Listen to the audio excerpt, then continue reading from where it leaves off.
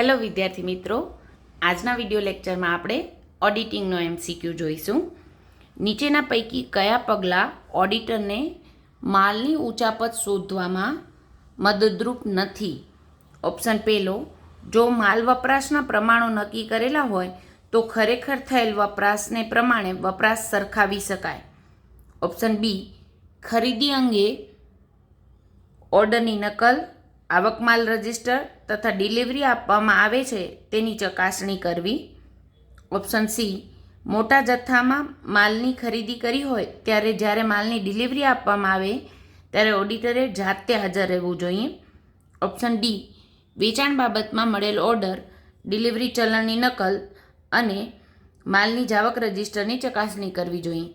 આમ જોઈએ તો જ્યારે ચારે ઓપ્શન વાંચી ત્યારે ક્લિયરલી આઈડેન્ટિફાય થાય છે કે ઓપ્શન સી સાચો જવાબ છે, કારણ કે આમાં કીધું છે ઓડિટરે જાતે હાજર રહેવું જોઈએ જ્યારે મોટા જથ્થામાં ખરીદી થઈ હોય અને માલની ડિલિવરી થવાની હોય ત્યારે. એવું રિયલ લાઈફમાં પોસિબલ જ નથી. ઓડિટર ક્યારે માલની ડિલિવરી વખતે હાજર રહેતો નથી, રાઈટ. એ કંપનીનો એમ્પ્લોય નથી, રાઈટ. એટલે જોતાં જ ખબર પડી જાય છે કે ઓપ્શન સી સાચો જવાબ છે.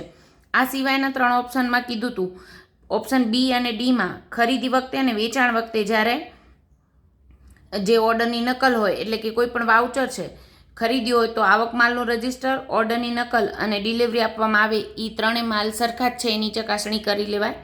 વેચાણ વખતે મળેલ ઓર્ડર, ડિલિવરીની ચલણની નકલ અને જાવક રજિસ્ટર, આ ત્રણેયની સરખામણી કરી જોવાય. એટલે માલની ઉચાપત થઈ હોય તો આપણે સરખાવી શકીએ, ખ્યાલ આવી શકે અને શોધી પણ શકાય. અને ઓપ્શન પહેલામાં કીધું છે, જો માલ વપરાશના પ્રમાણો નક્કી કરેલા હોય કે ભાઈ એક પ્રોડક્ટ બનાવશું એમાં આટલા ગ્રામ માલ જોઈશે તો ટોટલ આટલા પ્રોડક્ટ બન્યા છે તો આટલા એકમોમાં કેટલા માલનો વપરાશ થવો જોઈએ એ આપણે પ્રમાણ નક્કી કર્યા હોય અને ખરેખર થયેલ વપરાશ આટલો છે તો એ બંને સરખાવવાથી પણ જો માલની ઉચાપત થઈ હોય તો આપણે શોધી શકીએ છીએ.